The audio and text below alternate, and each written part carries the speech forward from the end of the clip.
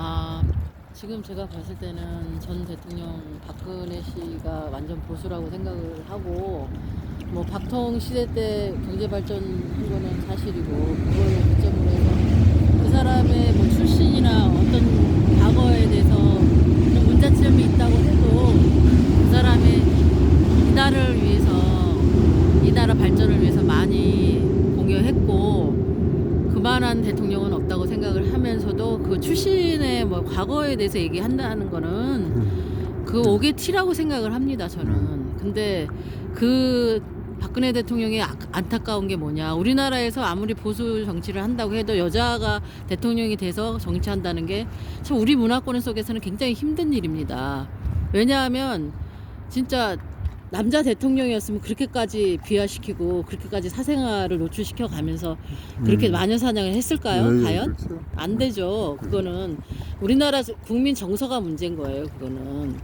근데 제가 볼 때는 박근혜 같은 사심이 없잖아요. 자기가 뭐 남편이 있어, 자식이 있어, 자기 친인척이고 형제가 아니고 다 끊고 정치에만 매진했고, 그 사람의 진짜 정통 보수라고는 생각을 해요.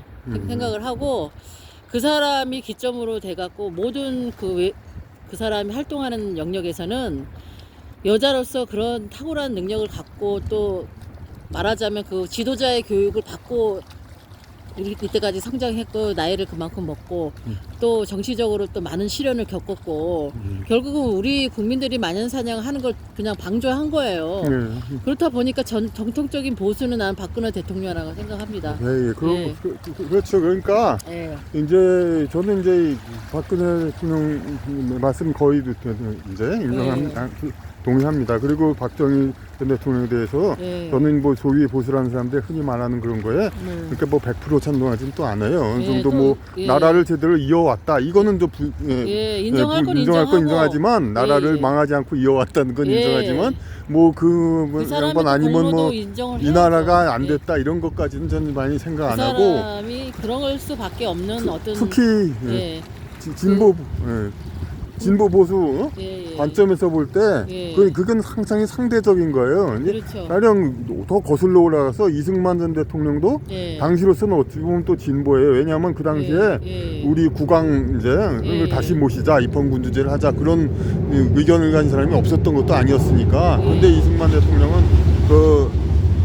저기 영신왕 그 후계자를 아예 입국을 못하게 하고 그렇게 와서 국민들이 그런 생각에 동조한 사람이 많아지면 안 되니까 그렇게 해서 자기 대통령제를 만들었단 말이에요. 그건 뭐 진보적인 생각이라면 당연히 또 그게 옳다고 생각하겠죠. 그렇죠. 박정희는 또 박정희대로 이승만 시대까지는 그 이승만 대통령 자체도 옛날 왕족이고 예전까지 양반 계급 이런 사람들 그런 전통이 많이 있는데 이건 좋다 나쁘다를 떠나서 박정희는 상당히 전통적인 가치 이런 건 좀 많이 뒤엎고 이런 어떤 서민적인 계급 혁명, 이제 프랑스 혁명처럼 좀 이제 좀 하층 계급의 가치가 많이 들어가는 거, 그런 걸 많이 또 변화를 일으켰어요. 그거를 개혁을 좀 많이 그걸 했죠. 좋다고도 볼 수도 있지만 또 우리 정신, 민족 정신이 또 손상된 것도 적지 않으니까 그것도 문제가 있죠.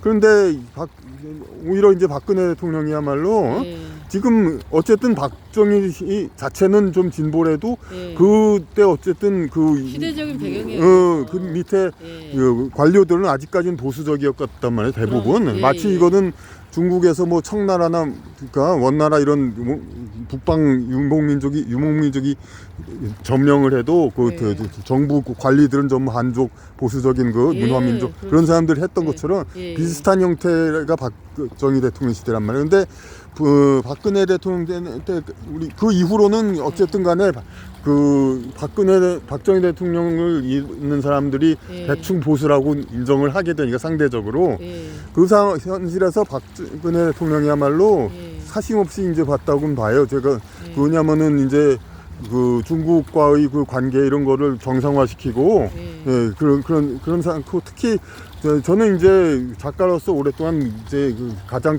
투쟁에 중점을 둔 게 우리나라 문자 어문 그런 것의 모순이기 때문에 박근혜 대통령은 그 초등학교 한자 교육을 실시하기로 결정을 했어요. 근데 이건 건국 후 60년 동안 계속 말은 많았는데도 왜냐하면 이미 한글 전용 이런 상태에서 국민을 속이는 기득권층이 있거든요. 왜냐하면 한글로 막 모든 걸 쓰면 마치 뭐 하층 계급을 위한 것 같지만, 아니 우리나라가 뭐 교육이 힘든 것도 아니고 전부 고등학교 이상 교육 다 받는 상황에서 뭐 한자 따위는 중국의 중학생 초등학생도 다 하는 건데 이걸 국민한테 교육 안 시키고 그 이제 한글로는 학문이 제대로 안 되니까 그 일부러 유학을 갔다 온 상류계층들 그런 사람들이나 대학 교수 이미 기득권층은 유리하죠. 이제 자기들만이 영어로 독자적으로 그 위상을 가지고 있으니까. 그러니까 국민들 국내에서만 공부하는 사람들은 계속 이제 공부가 제대로 안 되고 그들과의 실력 차이가 크거든요.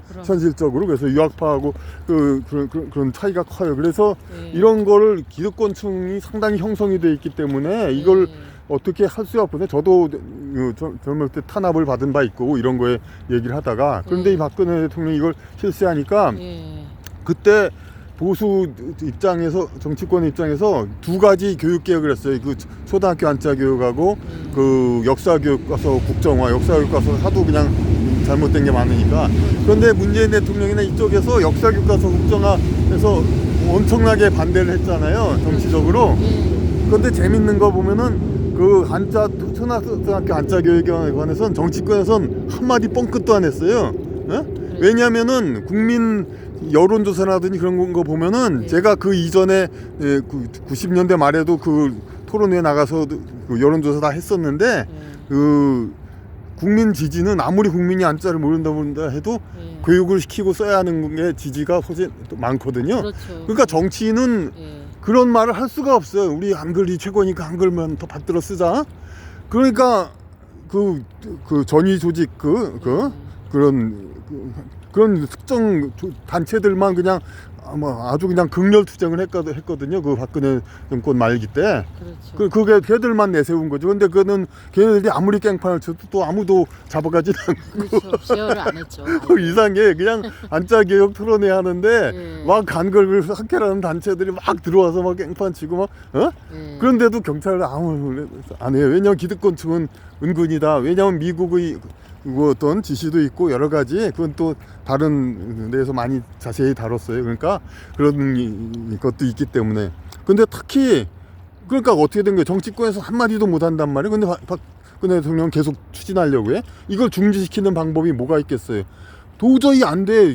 더민당, 민주당 명의로 이걸 중지하자. 그게 안 돼. 그러면 자기네들 표 떨어지잖아요. 그렇죠. 그러니까 안 되고, 그리고 국힘당, 당신 새누리당인지 뭐지? 그 의원들도 당연히 안 되고, 그걸 가지고는. 그렇죠. 그러니까 결국은 방법이 뭐야? 탄핵밖에 없어요. 그렇죠. 정치를 중단시키는 거. 그것밖에 없기 때문에 탄핵을 한 거예요. 그리고 특히나 또 우리가 분노할 수 있는 건 유시민, 이준석 이런 게 다 미국 유학파, 이제 미국 그런 출신들이잖아요. 걔들 파벌 기득권층에서는 이 계속해서 유학파들의 어떤 상대적인 지위, 이걸 올리려면은 국내에서는 제대로 학문을 못하는 분위기가 계속 되어야 하거든요. 그러니까 근데 말로는 어떻게 할 수 없고 명분은 없고, 그러니까 그냥 박근혜 대통령을 탄핵시켜가지고, 그래서 문재인 그냥 그렇죠. 없었던 것으로 다 해버렸잖아요. 안타까운 일이죠. 그러니까 이런 게 진정한 보수, 순수한 진정한 걸 하려고 하면은 이렇게 어떤 기득권 중에 이런 이제 은근한 그런 경향들이 생기는 거죠. 그래서 진정한 보수는 박근혜 대통령이 그거를 인해서 희생양이 된 거예요. 그렇죠. 이제 이런 또 보수 얘기하다 보면 이 채널은 중립이기 때문에 물론 제가 예전에 보수 능력을 했기 때문에 좀 그렇게 보시는 분들 계시지만, 저는 그렇게 생각을 하는데, 저는 근데 또 이게 우리가 서로 토론하면서도 여러 우리 민중들의 그 의견도 수렴하고, 저희는 또 중립적인 입장이니까 그냥 그런 것만 반영할 뿐이지 저희 주장은 없습니다. 그렇게 생각할 뿐입니다. 아니 그러니까 왜냐하면 이건 접근의 방법이에요. 보수냐 진보는. 보수는 이제 우리가 더 이 세상이 우리가 더 노력해야 된다. 그런 걸 생각하면서 관점이고, 진보는 이제 이 정도 컸으니까 우리도 좀 마음을 펴고 좀 생활을 즐기자, 사회를. 뭐 어느 한쪽으로 가기는 어렵거든요. 근데 그렇죠. 어느 방편을 좀 중시 여기느냐 어느 가치를 그래. 그걸로 인해서 상대적으로 네. 보수 진보에 있는 것이고 서로 뭐 개개인의 가치관에 네. 따라서 판단. 그런데 이제 우리가 말하는 예. 뭐 진정한 진보 보수가 안 되는 이유가 뭐냐면은 예. 자기네 파벌 이득 예. 이걸 가지고 예. 그 정책을 만드니까 왜곡이 되고 예. 진정한 정의 그러니까 대의에 맞지 않는 그런 거가 되는 그렇죠. 거죠. 그런 이제. 모순이 있다니죠. 또. 그러니까 예. 보수 진보니 그런 거는 예.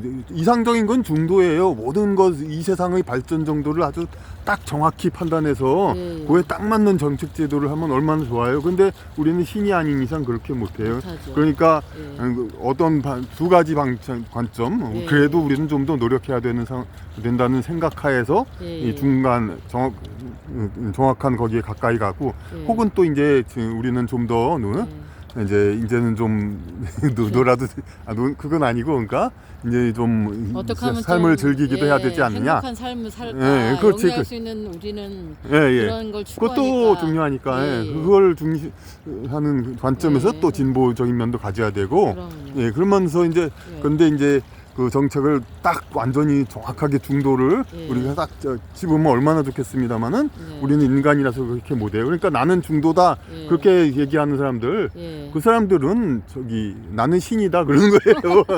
예? 그런 말이나 마찬가지예요. 그건 예. 우리는 어느 한쪽 접근법이 예. 어느 중심점에 가려면 오른쪽에서 접근하는 게 있고 왼쪽에서 접근하는 두 가지가 있지. 나는 중도다. 그럼 그 사람은 하늘에서 떨어진다는 거죠. 그렇죠. 뭐 독불장군. 예, 그러니까 그런 말은 함부로 되는 게 아니에요. 그러니까 그렇죠. 그런 이제 순수한 접근 방식을 우리가 찾는 것이고, 예. 그러니까 그러고 이제 어느 자기 파벌의 이해관계 그런 게 그런 걸로 하는 사람은 예. 말로는 보수 진보하지만 어느 예. 쪽에도 맞지 않는 예. 그런 거가 되는 거죠. 그러니까, 예. 그렇죠. 그러니까 이제 진정한 이념 스펙트럼 예. 그런 거를 우리가 찾아가지고 예. 나아가겠습니다. 예. 예.